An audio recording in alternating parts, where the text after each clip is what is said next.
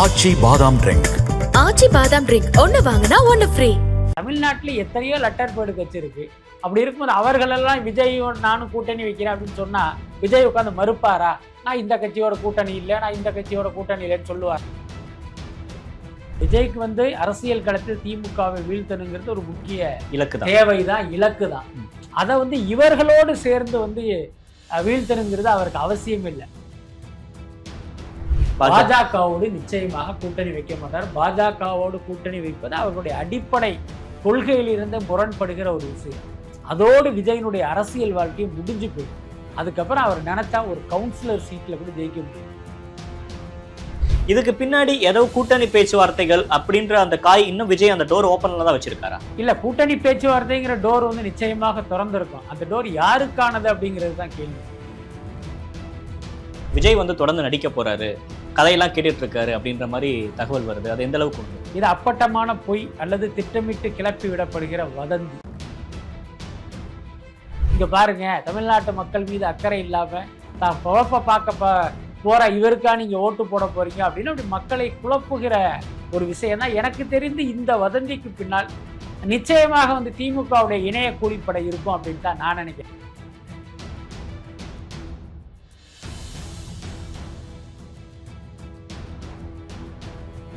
தி debate நேயர்களுக்கு வணக்கம். இன்றைய சிறப்பு நேர்காணலில் நம்மோடு இணைந்திருக்கிறார் மூத்த பத்திரிகையாளர் பிஸ்மி அவர்கள். சார் வணக்கம். வணக்கம். ஒரு பக்கம் அதிமுக பாஜக கூட்டணி அமைஞ்சாலும் அந்த கட்சியை சுத்தி இருக்கக்கூடிய மற்ற கட்சிகள், ஓபிஎஸ் ஆகட்டும், டிடிவி தினகரன், இவங்க எல்லாம் இன்னும் ஒரு குழப்பத்துல இருக்கிற மாதிரி தெரியுது sir. Last week press address பண்ண ஓபிஎஸ் அவர்கள் எங்க கூட்டணியில் எங்க கூட்டணிக்குள்ள சேர்த்துக்குவாங்க, அந்த முடிவெடுக்கக்கூடியது அதிமுக இல்ல பாஜக தான், ஒன்றுபட்ட அதிமுக உருவாகும், அப்படி ஒரு வேளை சேர்த்துக்கல அப்படின்னா அந்த கூட்டணியை ஜெயிக்காது அப்படின்ற டோன்ல பேசுறாரு. நேத்து டிடிவி தினகரன் பேசுறப்ப எங்களை அந்த கூட்டணிக்குள்ள சேர்த்துக்கணும், அதை முடிவு பண்ண வேண்டியது பாஜக தான் ஒழிய அதிமுக இல்ல அப்படின்னு சொல்றாங்க. இவங்களோட கணக்கு என்ன சார்? இல்ல, அவங்க சொல்றது ஒரு வகையில் சரிதான். என்னன்னா, இப்ப எடப்பாடி இவங்களை எல்லாரையுமே அவருடைய கூட்டணிக்குள் நிச்சயமா அழைக்க மாட்டார். அதிமுகக்குள்ளும் இவர்களுக்கு எந்த விதத்திலும் அவர் இடம் கொடுக்க மாட்டார். அது ரொம்ப ரொம்ப தெரிஞ்ச விஷயம்தான். அதே நேரம் இவர்கள் பாஜகவை அண்டி பிழைப்பதால் இவங்க பாஜக மூலமாக நாம நினைச்சதை சாதிச்சுக்கலாம் அப்படிங்கிற ஒரு கனவுலையும் இருக்காங்க. அதனால இப்ப இவங்க சொல்றதை நீங்க ரொம்ப நுணுக்கமா பாத்தீங்கன்னா அதுல ஓரளவுக்கு ஒரு உண்மையும் இருக்கு. உதாரணத்துக்கு இப்ப 2026 சட்டமன்ற தேர்தலில் இவங்க எல்லாரையுமே நம்ம கூட்டணியில இருந்தா நமக்கு அந்த முக்குளத்தோர்கள் வாக்கு கிடைக்கும் அப்படிங்கிறது பாஜகவுடைய கணக்கா இருக்கும். எடப்பாடியும் கொஞ்சம் அப்படியே கணக்கு போட்டு பார்த்தா இது நமக்கு தேவைதான்னு அவரும் அந்த முடிவுக்கு வருவார். அதே நேரம் நேரடியாக இவங்க 2 பேரையும் கட்சிக்குள்ளேயோ அல்லது கூட்டணிக்குள்ளேயே கொண்டு வந்தால் அது அவருக்கே மிகப்பெரிய சிக்கலாக இருக்கும். அப்போ ஒரே கல்லில் 2 மாங்காய் மாதிரி நம்ம தள்ளி வச்சது தான்.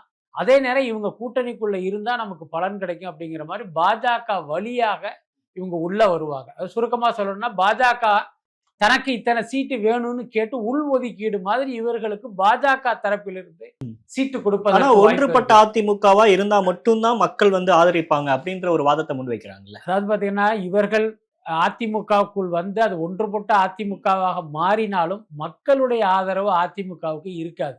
ஏன்னா அவங்க என்னைக்கு பாஜகவோட போனாங்களோ அன்றைக்கே மக்கள் அதிமுகவை கை கழுவிட்டாங்க அப்படின்னு தான் நான் நினைக்கிறேன். அதே நேரம் அதிமுக தொண்டர்கள் ஒருவேளை மகிழ்ச்சி அடைவதற்கு வாய்ப்பு இருக்கு. அதிலும் குறிப்பா அந்த முக்குளத்தோர் சமூகத்தை சேர்ந்த அதிமுக தொண்டர்கள் அவங்க பாத்தீங்கன்னா ஒரு எம்ஜிஆர் விசுவாசத்திலேயோ ஜெயலலிதா விசுவாசத்திலேயோ அல்லது வேற ஏதோ ஒரு காரணத்தினால் அதிமுகவில் தொடருவாங்க. அதே நேரம் நம்ம சமூகத்தை சேர்ந்த டிடிவி தினகரனும் ஓபிஎஸ் இந்த கட்சிக்குள்ள இல்லையே அப்படின்னு ஒரு வருத்தத்துல இருப்பாங்க. ஸோ இவர்கள் ஏதோ ஒரு வகையில் அப்படி உள்ள வரும்போது இந்த செக்டார் சந்தோஷப்படுறதுக்கு வாய்ப்பு இருக்கு. மற்றபடி தமிழ்நாட்டு மக்களே சந்தோஷப்படுவாங்க, ஸ்வீட் கொடுப்பாங்க அப்படின்லாம் நிச்சயமாக. இவங்க வலுவான கூட்டணி வேணும் திமுக வீழ்த்துறதுக்கு அப்படின்னு எவ்வளவு சமரசமே பாஜகவோட கூட்டணியே இல்லை அப்படின்னாரு. ஆனா பாஜகவோட இபிஎஸ் அவர்கள் கூட்டணி வச்சாங்க. அப்படி இருக்கிறப்ப ஓபிஎஸ்ஸையும் டிடிவி தினகரனையும் சேர்த்துக்கிறதுல என்ன சார் சிக்கல் இருக்க போகுது? அதாவது பாஜகவோடு கூட்டணி போறது பாத்தீங்கன்னா இவங்களுக்கு ஒரு பெரிய சிக்கல்லாம் கிடையாது. ஏற்கனவே ஏதோ ஒரு கோபத்தாபத்து அண்ணாமலை கீழ்த்தரமாக விமர்சித்தார் அப்படிங்கிற அந்த கோபத்தில் எடுத்த முடிவு. அதாவது பாஜகவுடைய சித்தாந்த ரீதியா இவங்களுக்கு ஏதோ ஒரு முரண்பாடு ஏற்பட்டு இல்ல எங்களுடைய கொள்கைக்கு மாறான கொள்கை அப்படிங்கிற காரணத்தினால இவங்க பாஜகவிலேருந்து நகர்ந்து வரல.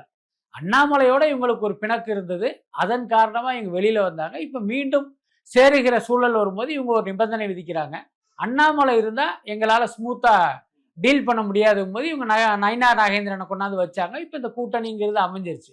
அது பிரச்சனை இல்லை. அதே நேரம் டிடிவி தினகரன், ஓபிஎஸ் போன்றவர்களை உள்ள கொண்டு வர்றது பார்த்தீங்கன்னா, அது வந்து எடப்பாடியினுடைய நாற்காலியே ஆட்டம் காண வைக்கிற ஒரு செயலா இருக்கும்.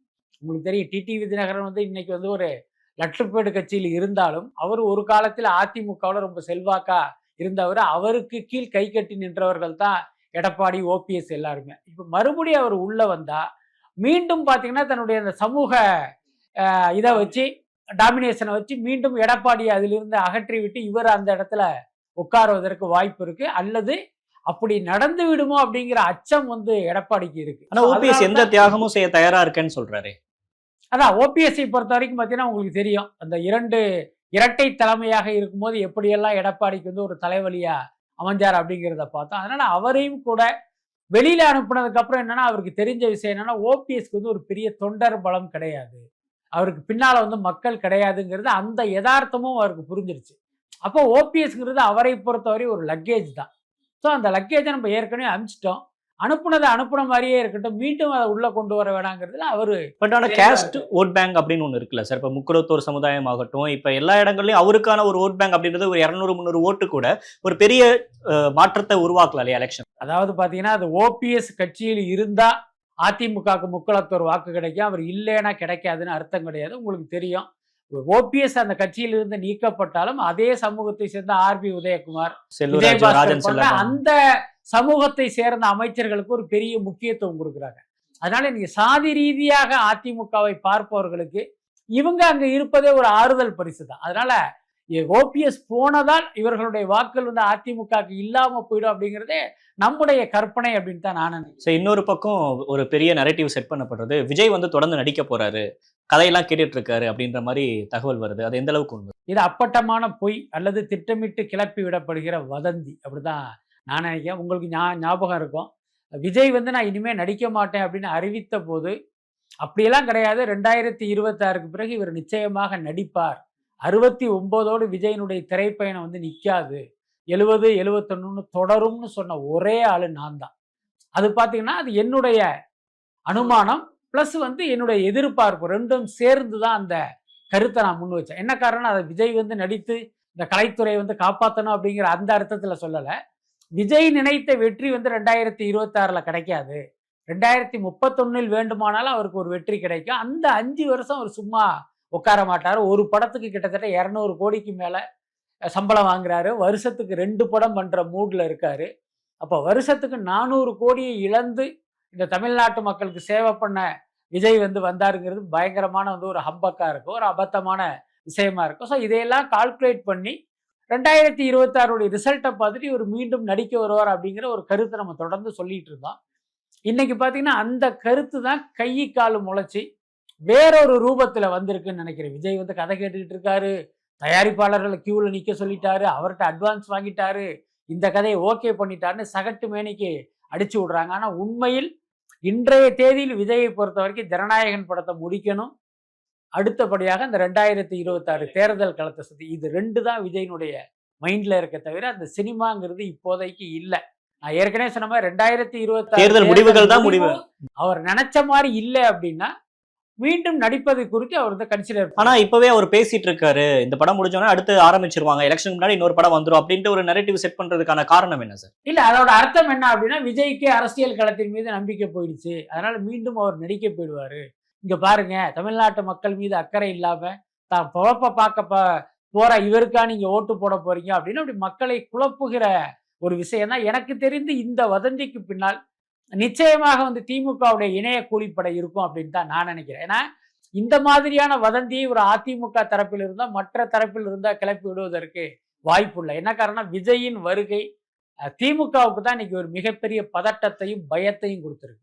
அப்ப எப்படியாவது விஜயை காலி பண்ணணும் அப்படிங்கிறது அவர்களுடைய நோக்கமாக இருப்பதால் இந்த மாதிரியான சில்லறைத்தனமான வதந்திகளை எல்லாம் அவங்க கிளப்பியிருப்பாங்கன்னு நான் நினைக்கிறேன். இது வந்து நம்மளுடைய அனுமானம் மட்டும் இல்லை, அந்த யூடியூப்ல பேசிக்கிட்டு இருக்கிற அந்த நபர்கள், இந்த மாதிரியான கட்டுக்கதைகளை அவிழ்த்து விடுகிற நபர்கள் யார் அப்படின்னு பார்த்தீங்கன்னா அவர்கள் ஏதோ ஒரு வகையில் திமுகவுடைய தொடர்புடையவர்களா இருக்கிறாங்கிறத நம்மளால புரிஞ்சுக்க முடியும். திமுக சைட்ல இருந்து பேசுறப்ப அவங்க ஒவ்வொரு தொகுதிக்கு பொறுப்பாளர் போட்டாங்க, எலெக்ஷன் ஒர்க் வந்து ரொம்ப ஸ்பீட் அப் பண்ணிருக்காங்க. அப்படி இருக்கிறப்ப அந்த திமுக ஏன் சார் விஜய் பார்த்து பயப்படணும் அப்படின்னு லாஜிக்கா ஒரு கொஸ்டின் வரது நியாயம் தானே? இல்ல, அவர்களுடைய கட்சி தொண்டர்களை உற்சாகப்படுத்த, அவர்களுடைய கட்சி தொண்டர்களை ஒருங்கிணைப்பதற்கு நீங்க பொறுப்பாளர்கள் போடுது, மற்ற விஷயங்கள் பண்றது அப்படிங்கிறது வேறு.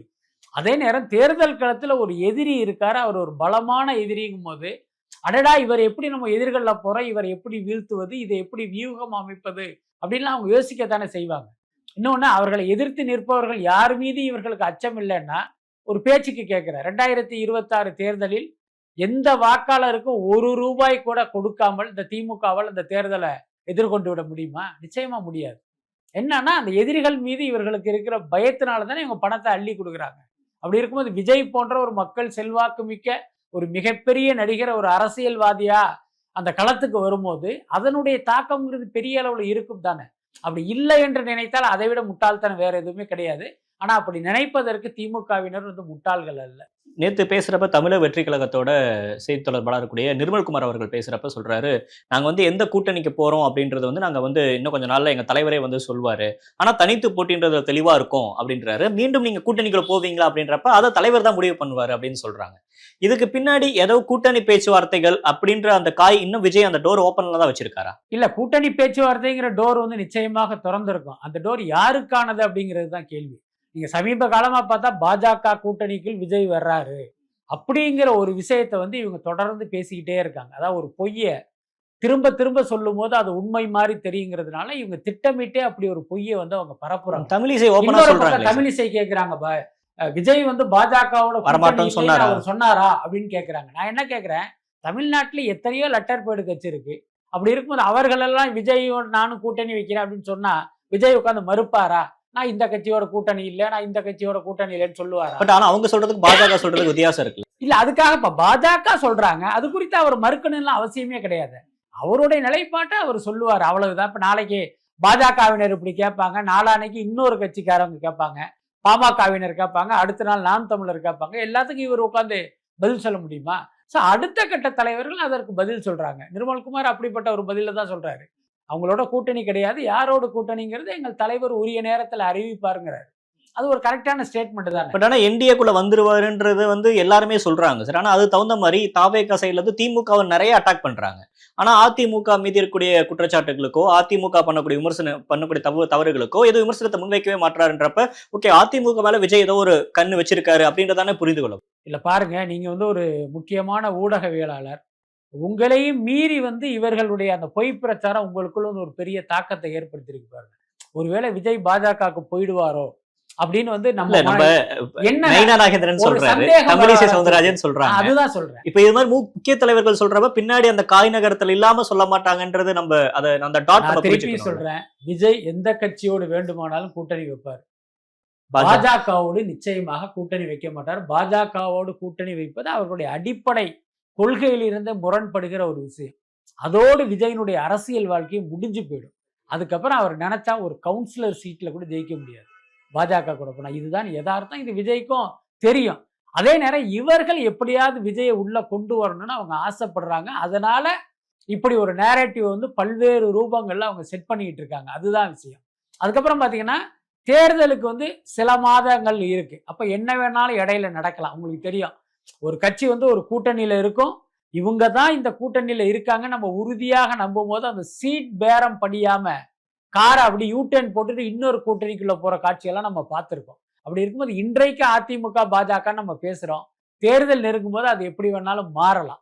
அதுக்கப்புறம் விஜய் ஏன் திமுகவை மட்டும் அட்டாக் பண்றாரு, அதிமுகவை அட்டாக் பண்ணல அப்படின்னா சிம்பிளான விஷயம், ஆளும் கட்சி அவங்களை எதிர்த்து தானே ஃபைட் பண்ண முடியும். நீங்க என்றைக்கோ ஆண்ட அதிமுகவோட மல்லு கட்டிட்டு இருக்க முடியாது, அது சரியான அரசியலும் கிடையாது. அதனால ஆளுங்கட்சியாக இருப்பதால் திமுக மீதான எதிர்ப்புங்கிறது கூடுதலா இருக்கு. நாளைக்கு அதிமுக இவர்களை விமர்சனம் செஞ்சா நிச்சயமாக விஜய் தரப்பிலிருந்து அதிமுக மீது விமர்சன கணைகள் பாயும். நிச்சயமா அதுல எந்த மாற்றமும் இல்லை. இங்க இருக்கக்கூடிய திராவிட கட்சிகள் தேசிய கட்சிகள்ல சாராம அரசியல் பண்ண முடியாது அப்படின்னு கார்த்திக் சிதம்பரம் பேசுறாரு சார். அந்த அளவுக்கு இன்னும் இங்க தேசிய கட்சிகள் வந்து வேறு ஒன்று இருக்கா? அதாவது கார்த்திக் சிதம்பரம் அது தெரிஞ்சு பேசினாரா தெரியாம பேசினாரான்னு தெரியல.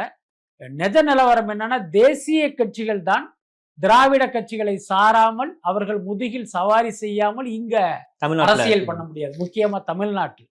இதுதான் உண்மை. மற்றபடி இங்க இருக்கிற திராவிட கட்சிகள், தேசிய கட்சிகளுடைய தேவை என்ன இருக்கு? ஒண்ணுமே கிடையாது. நீங்க ஒரு மக்களவை தேர்தல் நடக்கும் போது யார் பிரதமர் அப்படிங்கும்போது மோடி, ராஜீவ் காந்தி அப்படின்னு ராகுல் காந்தின்னு காட்டுவதற்காக ஒரு தேசிய கட்சியை இவங்க கூட்டணிக்குள்ள வச்சுக்குவாங்களே தவிர, இந்த தேசிய கட்சி இருந்தாதான் நம்மால் ஜெயிக்க முடியுங்கிற நிலைமையெல்லாம் இங்க இல்லை.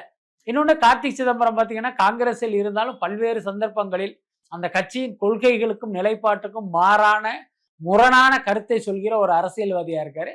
ஸோ அந்த அடிப்படையில் அவர் கூறிய கருத்தை அதை நம்ம கடந்து போயிட வேண்டியதுதான். இப்ப டாஸ்மாக் மாதிரியான நிறைய பிரச்சனைகள் இப்ப தலை தூக்க ஆரம்பிச்சிருக்கு சார். ஊழல் அப்படின்றது திமுக மேல நிறைய விஷயங்கள் பேச ஆரம்பிச்சிருக்காங்க. ஆப்பனன்ட் அதிமுகவாகட்டும், பாமக உள்ளிட்ட கட்சிகள்லாம் பேசுறாங்க. ஸோ திமுக வீழ்த்தணும் அப்படின்னா நம்ம எல்லாம் ஒரே அணியில இருக்கணும் அப்படின்ற அந்த நகர்வுல சீமான் அவர்களை கட்சிக்குள்ள கூட்டணிக்குள்ள கொண்டு வருது, விஜய் அவர்களை கூட்டணியில் கொண்டு வருது அப்படின்னு அந்த ஒரு நகர்வுக்குள்ள விஜய் சமரசத்துக்கு உட்பட மாட்டாரா? சரி, திமுக நம்ம வீழ்த்தணும், நம்ம ஏன் இதை பண்ணக்கூடாது அப்படின்னு? இல்ல, நிச்சயமா மாட்டார். விஜய்க்கு அரசியல் களத்தில் திமுகவை வீழ்த்தணுங்கிறது ஒரு முக்கிய தேவைதான், இலக்கு தான். அதை இவர்களோடு சேர்ந்து வீழ்த்தணுங்கிறது அவருக்கு அவசியம் இல்லை. அப்படி உங்கள் இதை ஒரு வாதத்துக்காக அதை எடுத்துக்கிட்டாலும், அதிமுக கூட்டணிக்குள் விஜய் இப்ப திமுக கூட்டணி தோத்து இவர்கள் வெற்றி அடைந்தால் அதை யார் கிளைம் பண்ணிக்குவா? எடப்பாடியால் தான் கிளைம் பண்ணிக்க முடியுமே தவிர விஜயால கிளைம் பண்ணிக்க முடியாது. ஆனா அப்படி ஒத்துக்க மாட்டாங்களா சார்? ஆமா, இல்ல அதுதான் சொல்றேன். அப்படி இருக்கும்போது அதனால விஜய்க்கு என்ன பிரயோஜனம்? அப்ப இவர் தனித்து நின்று அவர்களை வெல்வதுதான் அவர் சரியான அரசியலா அவர் நினைக்கிறாரு. அதனால நிச்சயமா அது அவருக்கு முக்கியமில்லை. எல்லாத்துக்கும் மேல அந்த திமுகவை வீழ்த்துகிற கூட்டணியில் யாரு இருக்கிறாங்கிறது ரொம்ப முக்கியமானது. இப்ப ஒருவேளை பாஜக இல்லை என்றால் விஜய் அப்படி ஒரு முடிவை எடுப்பதற்கு வாய்ப்பு இருக்கு. ஆனா இந்த கட்டத்தில் அப்படி ஒரு முடிவை அவர் எடுக்க மாட்டார் அப்படின்னு தான் நான் நினைக்கிறேன்.